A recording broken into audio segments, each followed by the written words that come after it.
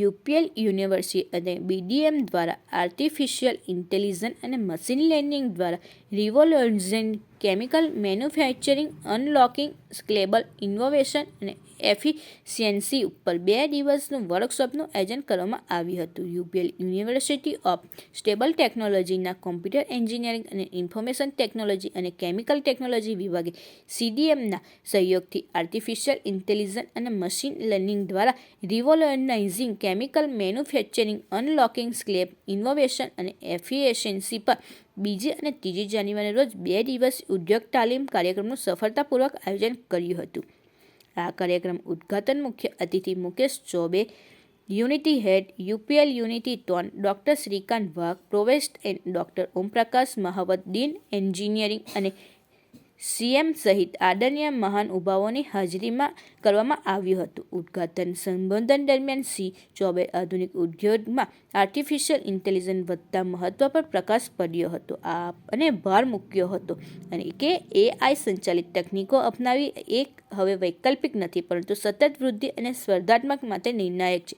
Pro Nilesh બદગુજ્જરે તાલીમ કાર્યક્રમ ઉદ્દેશથી રૂપરેખા આપી જણાવ્યું હતું કે તેઓનો ઉદ્દેશ રાસાયણિક ઉદ્યોગમાં પ્રક્રિયા કાર્યક્ષમતા, સલામતી અને નવીનતા વધારવાની એઆઈ અને એએલની વિસ્તરી રહેલી ભૂમિકાને વ્યવહારમાં એક્સપોઝ આપવાનો છે. ટેકનિકલ સત્રોને શરૂઆતમાં ડોક્ટર વૈભવ ગાંધી, પ્રોફેસર અને નિયામક faculty development and update technique hub, Parul university, Vadodara દ્વારા થઈ. તેમણે આર્ટિફિશિયલ ઇન્ટેલિજન્સના ઉત્ક્રાંતિ વિશે ચર્ચા કરી, જેમાં લાર્જ લેંગ્વેજ મોડલ્સ એલએલએમ અને સ્મોલ લેંગ્વેજ મોડલ્સ એલએલએમનો સમાવેશ થાય છે. બીજું સત્ર નરેન્દ્ર કુમાર આરતી ઇન્ડસ્ટ્રીઝ લિમિટેડ, નવી મુંબઈ મદદનીશ સંશોધન વૈજ્ઞાનિક દ્વારા વિતરિત કરવામાં આવ્યું હતું કે જેમને વર્ટેક્સ એઆઈ અને પાવર બીઆઈ પર નોટબુક એલએમ જેવા ડેટા એનાલિટિક્સ સાધનો પર ધ્યાન કેન્દ્રિત કર્યું છે. ત્રીજા સત્રમાં સંચાલન Saint Financial Industries of technology,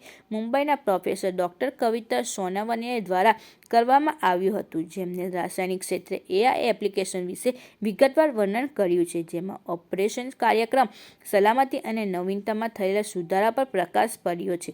Nilesh Mehta દ્વારા ચોથા સત્રમાં પ્રાયોગિક ઉદ્યોગ પરિપ્રેક્ષ્ય સાથે પ્રક્રિયા ઓપ્ટિમાઇઝેશન, ઉર્જા અને ઉત્કર્ષણ ઓપ્ટિમાઇઝેશન, જનરેટિવ એઆઈ અને ડેટા વિઝ્યુલાઇઝેશન સહિતના મુખ્ય ખ્યાલો આવરી લેવામાં આવ્યા હતા. ટેકનિકલ સત્રો પછી મુખ્ય અતિથિ સત્ય બાલન, યુનિટી હેડ ઝેનિટા પ્રાઇવેટ લિમિટેડ, અંકલેશ્વરમાં ની હાજરીમાં સમાપન સમારોહ આયોજન થયો હતો. તેના સંબોધનમાં તેમણે સંગઠનાત્મક આવશ્યકતાઓ અને વ્યવહારિક શક્યતાઓ પર આધારે એઆઈ તકનીકો અપનાવવાની જરૂરિયાત પર ભાર મૂક્યો. આ કાર્યક્રમમાં બીડીએમએના પ્રમુખ દેવાંગ ઠાકોર, બીડીએમએના chief executive K Sahani, doctor Omprakash Mahavat, doctor KU Desai, professor of practice અને બંને વિભાગના વડાઓ ઉપસ્થિત રહ્યા હતા. આભાર વિધિ મિતિલ પટેલે કરી હતી. આ કાર્યક્રમનું સંકલન રૂપાલી અંતરે, કોમ્પ્યુટર એન્જિનિયરિંગ અને આઈટી અને અપૂર્વ ચક્રવર્તી, કેમિકલ ટેકનોલોજી દ્વારા doctor KU Desai, doctor Nilesh બદગુજ્જર અને મિત્તલ પટેલના માર્ગદર્શન હેઠળ તેમજ બીડીએમએના સમિતિ સભ્યો અને જયેશ ત્રિવેદી બીડીએમએના ચીફ એક્ઝિક્યુટિવ સમર્થન સાથે કરવામાં આવ્યું હતું. કોમ્પ્યુટર એન્જિનિયરિંગ, ઇન્ફોર્મેશન ટેકનોલોજી અને કેમિકલ ટેકનોલોજી વિભાગના ફેકલ્ટી સભ્યોના સમર્પિત પ્રયાસો, બીડીએમએના સભ્યો સક્રિય સહકાર સાથે કાર્યક્રમ દરમિયાન ઉપસ્થિતિની સક્રિય ભાગીદારી તેની એકંદરે સફળતા દર્શાવે છે.